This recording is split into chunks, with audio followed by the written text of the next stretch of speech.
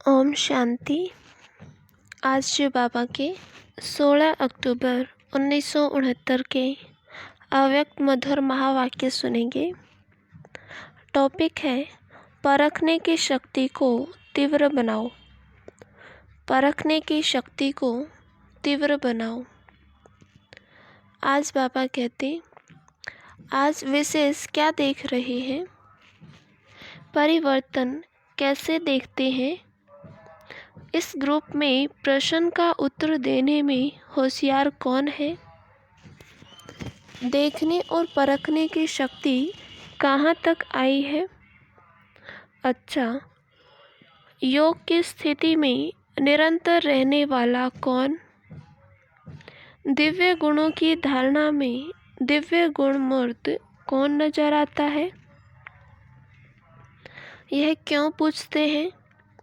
क्योंकि अगर परखने की प्रैक्टिस होगी तो जब दुनिया में कार्य अर्थ जाते हो और आसुरी संप्रदाय के साथ संबंध रखना पड़ता है तो परखने की प्रैक्टिस होने से बहुत बातों में विजयी बन सकते हो।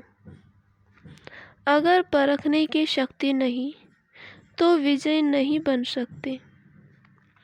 यह तो थोड़ी सी रेख देख कि अपने ही परिवार के अंदर कहाँ तक परख सकते हो। यूँ तो हर एक रत्न एक दो से श्रेष्ठ है, लेकिन फिर भी परखने की प्रैक्टिस जरूर चाहिए। यह परखने की प्रैक्टिस छोटी बात नहीं समझना। इस पर ही नंबर ले सकते हो।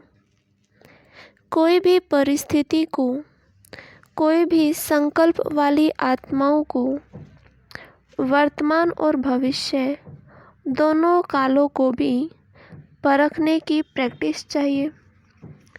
विशेष करके जो पांडव सेना है, उन्हों को यह परखने की शक्ति बहुत आवश्यक है, क्योंकि आप गोपों को बहुत प्रकार की परिस्थितियां सामने आती हैं। उन्हों का सामना करने लिए यह बुद्धि बहुत आवश्यक है। परखने की पावर कैसे आएगी? उसके लिए मुख्य साधन कौन सा है? परखने की शक्ति को तीव्र बनाने लिए मुख्य कौन सा साधन है? परखने का तरीका कौन सा होना चाहिए? तुम्हारे सामने कोई भी आए, उनको परख सकते हो। हर एक ने अपना अपना विचार बताया। सभी का रहस्य तो एक ही है। अव्यक्त स्थिति व याद व आत्मिक स्थिति, बात तो वही है, लेकिन आत्मिक स्थिति के साथ साथ यथार्थ रूप से वही परख सकता है जिनकी बुद्धि में ज़्यादा व्यर्थ संकल्प नहीं चलते होंगे। उनकी बुद्धि एक के ही याद में, एक के ही कार्य में और एक रस स्थिति में होगी। वह दूसरे को जल्दी परख सकेंगे। जिनकी बुद्धि में ज़्यादा संकल्प उत्पन्न होंगे तो उनकी बुद्धि दूसरों को परखने के लिए भी अपने व्यर्थ संकल्प की मिक्सचरिटी होगी। इसलिए जो जैसा है वैसा परख नहीं सकेंगे। तो मूल रहस्य निकला बुद्धि की सफाई। जितना बुद्धि की सफाई होगी उतना ही योग युक्त अवस्था में रह सकेंगे। यह व्यर्थ संकल्प और विकल्प जो चलते हैं वह अव्यक्त स्थिति होने में विघ्न है। बार बार इस शरीर के आकर्षण में आ जाते हैं। उसका मूल कारण है कि बुद्धि की सफाई नहीं है। बुद्धि की सफाई अर्थात बुद्धि को जो महामंत्र मिला हुआ है उसमें बुद्धि मगन रहे। एक के याद को छोड़ अनेक तरफ बुद्धि जाने के कारण शक्तिशाली नहीं रहते। वैसे भी जब बुद्धि बहुत कार्य तरफ लगी हुई होती है तो अनुभव किया होगा, बुद्धि में वीकनेस, थकावट महसूस होती है और जो भी है यथार्थ रूप से निर्णय नहीं कर सकेंगे। इसी रीति व्यर्थ संकल्प, विकल्प जो चलते हैं, यह भी बुद्धि को थकावट में लाते हैं।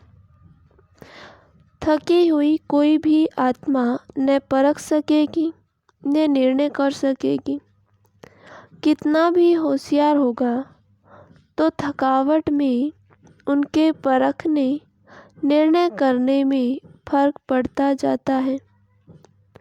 सारा दिन इन संकल्पों से बुद्धि थकी हुई होने कारण निर्णय करने की शक्ति में कमी आ जाती है, इसलिए विजयी नहीं बन सकते। हार खाने का मुख्य कारण यह है, बुद्धि वनी सफाई नहीं है। जैसे उन्हीं की हाथ की सफाई होती है ना, आप फिर बुद्धि की सफाई से क्या कर सकते हो। वह हाथ की सफाई से झट से बदल देते हैं, देरी नहीं लगती, इसलिए कहते हैं जादूगर।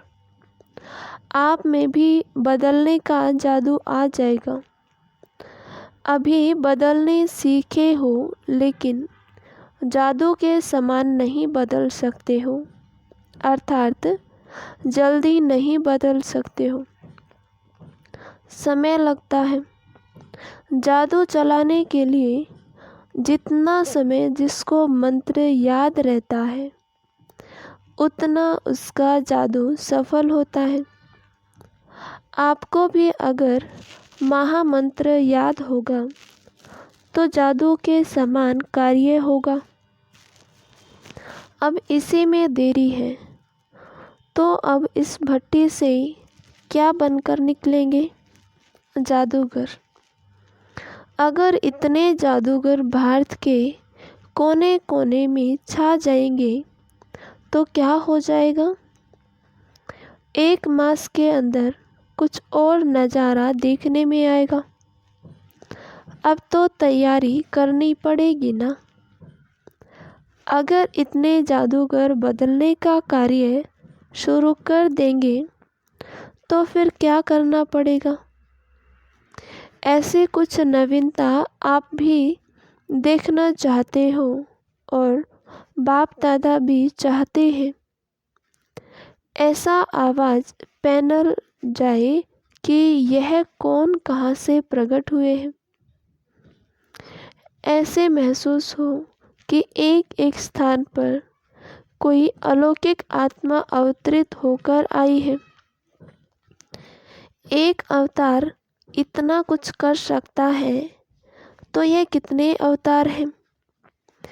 यहाँ से जब जाओ ऐसे ही समझकर जाना कि हम इस शरीर में अवतरित हुए हैं ईश्वरीय सेवा के लिए। अगर यह स्मृति रखकर जाएंगे तो आपके हर चलन में अलौकिकता आएगी।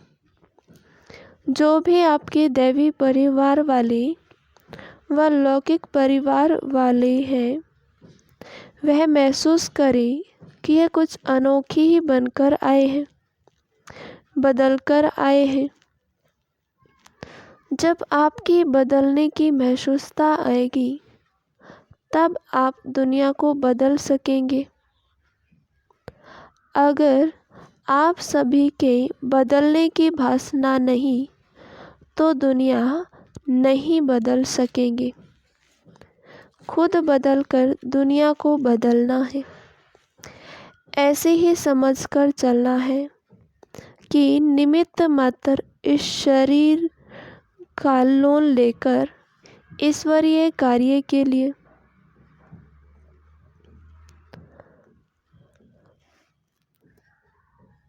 थोड़े दिन के लिए अवतरित हुए हैं। कार्य समाप्त करके फिर चले जाएंगे। यह स्मृति लक्ष्य रख करके ऐसी स्थिति बनाकर फिर चलना है। यह बगीचा है। बाप दादा चैतन्य बगीचे में आते हैं तो कुछ वाणी से खुशबू लेते हैं, कुछ नैनों से, कुछ मस्तक के मणि से। हर एक के मस्तक के मणि की चमक बाप दादा देखते हैं।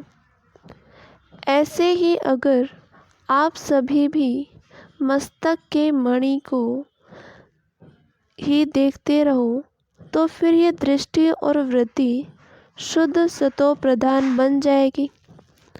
दृष्टि जो चंचल होती है उसका मूल कारण यह है। मस्तिष्क के मणि को न देख शरीर रूप को देखते हो। रूप को न देखो लेकिन मस्तिष्क के मणि को देखो। जब रूप को देखते हो तो ऐसे ही समझो कि सांप देख रहे हैं। सांप के मस्तक में मणि होती है ना, तो मणि को देखो न कि सांप को। अगर शरीर भान में देखते हो तो मानो सांप को देखते हो। सांप को देखा और सांप ने काटा। सांप तो अपना कार्य करेगा। सांप में विष भी होता है। कोई कोई विशेष सांप होते हैं जिसमें मणि होती है। आप गोपों को सांप को कैसे मारना है, क्या करेंगे? आप सांप को देखते हुए भी सांप को न देखो, मणि को ही देखो। मणि को देखने से सांप का जो विष है वह हल्का हो जाएगा। अगर शरीर रूपी सांप को देखा तो फिर उनका बन जाएंगे, उन समान बन जाएंगे। लेकिन मणि को देखेंगे तो बाप दादा के माला के मणि बन जाएंगे। या तो बनना है सांप के समान या तो बनना है माला की मणि। अगर मणि बनना है तो देखो भी मणि को। फिर जो यह कंप्लेन है वह बदल कर कंप्लीट हो जाएगी। सिर्फ बुद्धि की परख से कहाँ कंप्लेन कहाँ कंप्लीट। रात दिन का फर्क है। लेकिन सिंधी भाषा में लिखेंगे तो सिर्फ 2 बिंदियों का फर्क है। यहाँ भी ऐसे है। 2 बिंदी, एक स्वयं की, एक बाप दादा की। यह 2 बिंदी ही याद रहे तो कंप्लेन की बजाय कंप्लीट हो जाए। इसलिए आज से यह प्रतिज्ञा अपने आप से करो। बाप दादा के सामने तो बहुत प्रतिज्ञाएं की है, लेकिन आज अपने आप से प्रतिज्ञा करो कि अब से लेकर सिवाय मणि के और कुछ नहीं देखेंगे और खुद ही माला के मणि बन करके सारे सृष्टि के बीच चमकेंगे। जब खुद मणि बनेंगे तब चमकेंगे। अगर मणि नहीं बनेंगे तो चमक नहीं सकेंगे। जब प्रतिज्ञा करेंगे तब ही प्रत्यक्षता होगी। अपने आप से पूर्ण रूप से प्रतिज्ञा नहीं कर पाते हो, इसलिए प्रत्यक्षता भी पूर्ण रूप से नहीं हो पाती है। प्रत्यक्षता कम निकलने का कारण अपने आप से प्रतिज्ञा की कमी है। अभी अभी बोलते हो, फिर अभी अभी भूलते हो। लेकिन अब प्रतिज्ञा के साथ साथ यह भी निश्चय करो कि प्रत्यक्षता भी लाएंगे, तब आपकी प्रतिज्ञा प्रत्यक्षता कर दिखाएगी। पांडव सेना है ज्ञानी तू आत्मा, और शक्ति सेना है स्नेही तू आत्मा। जो स्नेही है वह योगी है। अभी तो एक एक पांडव के मस्तक पर उमंग उत्साह झलक रहा है। यह उमंग और उत्साह एक रस सदा रहे। मेहनत जो ली है उसका फल दिखाना है। अगर मेहनत ली हुई यहाँ चुकतो नहीं करेंगे तो फिर सतयुग में वह मेहनत का फल देना पड़ेगा। इसलिए जो मेहनत ली है उसे भरकर देना है। अच्छा, ओम शांति।